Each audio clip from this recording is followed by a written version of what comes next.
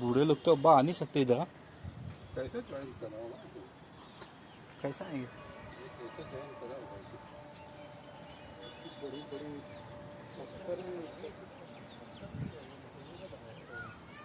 दफ्तर नहीं है, मटेरियल है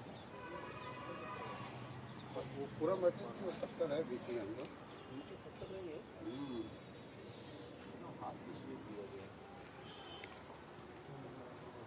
बंद कर दिया कैसे?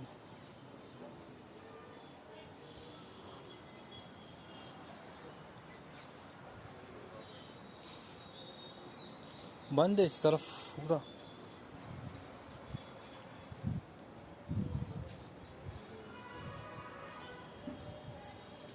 ये किसकी मज़ार है अब्बा?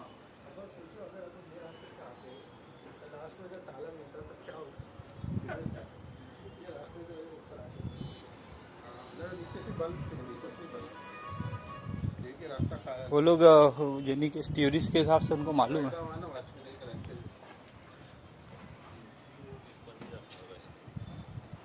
मज़ार अब्बा शायद है ना? कौन से? ये मस्जिद है ये। अरे वो बाबा वाइट वाला। वाइट वाली मज़ार है। दरगाह बड़ी दरगाह। बादशाह ये आदिल शाह बादशाह की कब्र है।